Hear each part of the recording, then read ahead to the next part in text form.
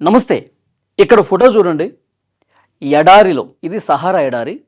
ఎడారిలో ఒక లారీ రిపేరుకొచ్చింది. ఆ లారీకి సంబంధించినటువంటి ఫోటో. మండుటెండలో ఒక ఎడారిలో నిర్మానుష్య ప్రదేశం. ఆ ఎడారిలో ఆగిపోయినటువంటి ఒక లారీని మీరు చూస్తున్నారు. కానీ ఈ లారీ మిగిల్చినటువంటి విషాదం గురించి తెలిస్తే నిజంగా నోట మాట రాదండి. చాలా బాధ కలుగుతుంది. గుండె బరువెక్కుతుంది. కళ్ళమ్మట నీళ్ళొస్తాయి. ఎందుకో తెలుసా?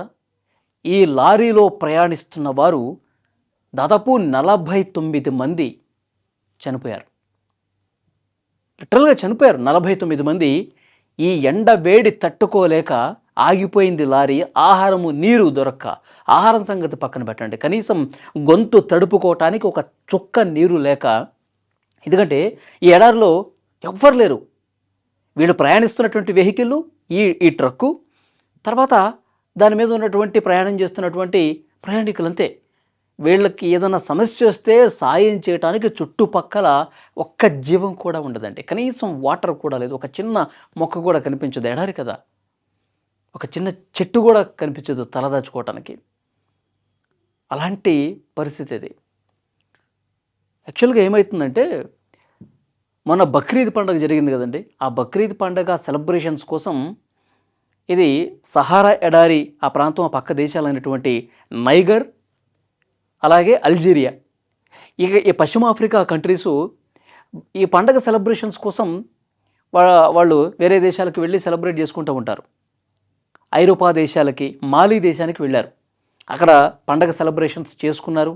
అంతా బాగా ఎంజాయ్ చేశారు. కుటుంబంతో సహా అక్కడికి వెళ్ళి వేడుకలు చేసుకున్నారు. తిరిగి తమ స్వదేశానికి వస్తూ ఉన్నారు.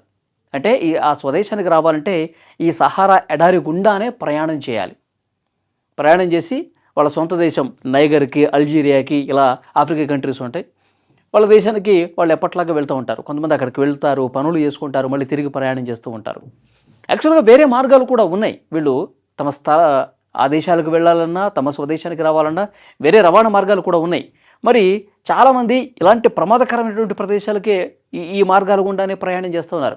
ఎందుకంటే అడిగేవాడు ఎవడుండడు, ఆపేవాడు ఉండడు, మనకి ఎలాంటి చెక్ పోస్టులు ఉండవు, అవి ఉండవు అని చెప్పి వాళ్ళు ఇలాంటి ఈ మార్గాన్ని ఎంచుకుంటున్నారు. మండుటెండ, ఎండలు ఎట్లనో తెలుసు కదా. అది కూడా సహారా లాంటి ఒక పెద్ద ఎడారిలో, కనీసం నీటి చుక్క జాడ ఉన్నటువంటి లేనటువంటి ఆ ఎడారిలో ప్రయాణం చేస్తూ ఈ ఈ ట్రక్ అనేది ఆగిపోయిందండి.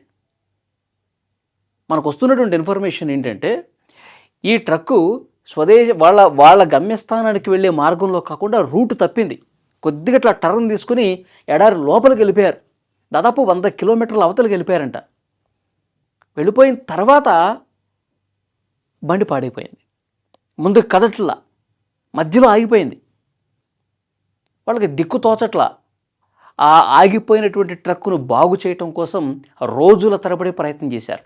ఒకరోజు చేశారు, రెండో రోజు చేశారు, మూడో రోజు చేశారు. ఉన్నటువంటి ఆ వాటరు అన్నీ కూడా అయిపోయినాయి. వాళ్ళు తెచ్చుకున్నటువంటి మార్గ మధ్యలో తాగుదామనుకున్నటువంటి వాటరు మొత్తం అయిపోయింది.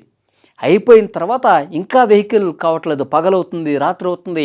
పగలైనప్పుడు ఎండ ఎట్లా మండిపోతుందో తెలుసు కదా. గొంతు తడుపుకునేందుకు ఒక చుక్క వాటర్ లేక అల్లాడిపోయారు. ఆ ఇసుకలోనే పడి కొట్టుకొని బాగా రోధించి పాపం 49 మంది చనిపోయారండి. వాటర్ లేక. ఒకవైపు బండి కదలదు, చుట్టుపక్కల ఎవడు కనిపించడు, కొన్ని కిలోమీటర్లు నడుచుకుంటూ చూసినా ఎవడు కనిపించడం, కనీసం నీటి చుక్క లేదు. ఆ దాహంతో గొంతు ఎండిపోయి చనిపోయారు. అయితే ఈ 51 మందిలో 49 మంది చనిపోయారు. ఇద్దరు ఏం చేశారంటే, ఎవరన్నా కనిపిస్తారేమో అని చెప్పి నడుచుకుంటూ పోయారు. కొంతమందికి సగం దూరం వెళ్ళి మళ్ళీ వెనక్కి వచ్చేసారు. కానీ ఇద్దరు మాత్రమే అట్లాగే ఏదైతే అదైందని చెప్పి నడుచుకుంటూ 100 కిలోమీటర్లు నడుచుకుంటూ పోతే, వాళ్ళ దేశం నైగర్కి అల్జీరియా సరిహద్దు అస్సమాకా అనే ఒక చెక్ పోస్ట్ ఉంది. 100 కిలోమీటర్ల దూరం నడుచుకుంటూ పోతే అస్సమాకా అనేటువంటి ఒక చెక్ పోస్ట్ ఉంది. అది కూడా ఇంకా లాస్ట్ స్టేజ్. రోజులు గడిచిపోయిన తర్వాత వాళ్ళు అట్లా వెళితే, అక్కడ ఆ చెక్ పోస్ట్ దగ్గరికి వెళ్తే వాళ్ళు కొంచెం అప్పుడు గొంతు తడుపుకొని ఆసుపత్రికి తీసుకెళ్లారు. వాళ్ళు అక్కడ ఉన్నటువంటి సైనికులకి ఇన్ఫర్మేషన్ ఇచ్చారు. ఇక్కడ ఇట్లా జరిగింది, ఇక్కడ మా ట్రక్ ఆగిపోయింది, లోపల 100 కిలోమీటర్ల లోపల, అందులో ఇంకొక 50 మంది వరకు ఉన్నారు దగ్గర. ఒక్కసారి వెళ్ళండి సార్, వాళ్ళని కాపాడండి సార్ అని చెప్పేసి అంటే నైగర్ దేశానికి సంబంధించినటువంటి సోల్జర్స్ ఒక వెహికల్ తీసుకొని అక్కడికి వెళ్ళారండి. అక్కడికి వెళితే నిజంగా ఆ సైనికులు కూడా కళ్ళల్లో వాటర్ వచ్చేసినాయి. అది ఎందుకంటే వాళ్ళు చనిపోయి ఉన్నారు అప్పటికే. ఇసుక మీద పొరలాడుతూ ఆ లారీల కింద, ఎందుకంటే అవన్నీ కూడా ఆ శవాలని చూపించలేరు కాబట్టి ఓన్లీ ట్రక్కుకు సంబంధించినటువంటి దృశ్యం మాత్రమే ఇక్కడ మీకు స్క్రీన్ మీద కనిపిస్తుంది.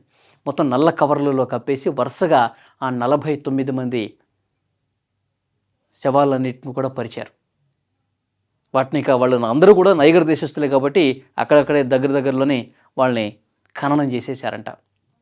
చాలా బాధ కలుగుతుంది. ఆ ఫోటోలన్నీ కూడా సైనికులు ప్రస్తుతం సోషల్ మీడియాలో కూడా కనిపిస్తూ ఉన్నాయి. ఇంకొక బాధాకరమైన విషయం ఏంటంటే ఆ సైనికులు మళ్ళీ అక్కడి నుంచి ప్రయాణం చేసుకుంటూ వస్తుండగా అక్కడ ఎవరు మిగల్లా. ఇక వాళ్ళందరికీ అక్కడే ఖననాలు చేసి వాళ్ళందరూ కూడా మళ్ళీ తిరుగు ప్రయాణం అవుతుంటే మళ్ళీ వాళ్ళ దేశం నైగర్ దేశానికి వస్తున్నప్పుడు ఇంకొక ట్రక్ వాళ్ళకి కనిపించిందండి. అది కూడా వెహికల్ చెడిపోయే అప్పటికి 2-3 రోజులు అవుతుందంట. ఆ వెహికల్ చెడిపోయి ఇంకా సేమ్ ఇదే విధంగా వాళ్ళందరూ బతికే ఉన్నారు. 2 రోజులు అవుతుంది, వాళ్ళ ట్రక్కు పని చేయకుండా ఆగిపోయింది. ఈ సైనికులు చూసిన తర్వాత అరే వీళ్ళు కూడా పాపం ఇదే రకంగా ఇబ్బంది పడుతున్నారని చెప్పి అప్పటికప్పుడు వాళ్ళ వెహికల్ని బాగు చేపించి వాళ్ళతో పాటు తీసుకెళ్లారండి. నిజంగా ఇప్పుడు ఈ సైనికుల అదృష్టం వాళ్ళకి కనిపించింది. అదృష్టం ఉంది కాబట్టి వాళ్ళందరినీ వాళ్ళు చూశారు కాబట్టి ఆ 60 మందిని కూడా వాళ్ళు కాపాడగలిగారు. లేకపోతే సైనికులు ఇటు రాకపోయి ఉంటే కనుక ఇంకొక ట్రక్కు ఇంకొక 60 మంది కూడా ఈ విధంగా ఎండలో మాడి చనిపోయేవాళ్ళే, నీరు దొరక్క చనిపోయేవాళ్ళే. కానీ ఒక ఘటనలో మండుటెండలో సహారా ఎడారిలో నైగర్ దేశస్తులు 49 మంది స్పాట్లోనే చనిపోయారంటే ఎంత బాధ కలుగుతుందో చూడండి. సో అధికారులు కావచ్చు, అక్కడ ఉన్నటువంటి స్వచ్ఛంద సంస్థలు, ఆ దేశానికి సంబంధించిన వాళ్ళు ఎప్పుడు చెప్తూ ఉంటారంట, ఇది సరైనటువంటి మార్గం కాదు, ఈ దారి సరిగా కాదు, ఎవరు కూడా వెళ్ళొద్దు అని చెప్పి చాలాసార్లు హెచ్చరిక చేసినా వీళ్ళు పెడచెవిని పెట్టి ఇదే మార్గంలో పోతూ ఉంటారు. మేము వెళ్తూనే ఉంటాం, వస్తూనే ఉంటాం, మాకు తెలుసు అని చెప్పి పోతూ ఉంటారు. కానీ వన్స్ వీళ్ళు కొంచెం దారి తప్పారంట. దారి తప్పటం చేత ఆ చెక్ పోస్ట్కి ఎక్కడో అవతల నుంచి వెళ్ళటం వల్ల వాళ్ళు మళ్ళీ రాలేకపోయారు. అది జరిగిన విషయం. కానీ ఇప్పటికైనా అక్కడ అధికారులు ఇలాంటివి మళ్ళీ రిపీట్ కాకుండా, అటువైపు ఎవరూ పోకుండా, వేరే దేశాలకు వెళ్ళాలంటే ఇంకొక అధికారికమైనటువంటి మార్గాలు ఉన్నాయి, అటు మాత్రమే వెళ్ళాలి, ఇటు వెళ్లకుండా సరైనటువంటి ఒక పర్యవేక్షణ, అక్కడ కొంత సెక్యూరిటీ సిబ్బందిని ఏర్పాటు చేసి ఇటు మార్గం లేదు, ఇటు వెళ్ళకూడదు, ఇది ప్రమాదకరం అని చెప్పి ఒక హెచ్చరిక బోర్డులు ఏర్పాటు చేస్తే మాత్రమే, ఎందుకంటే గతంలో కూడా చాలామంది ఇట్లా చనిపోయి ఉన్నారంట. సో ఇవి జరగకుండా ఉండాల్సినటువంటి అవసరం ఉంది.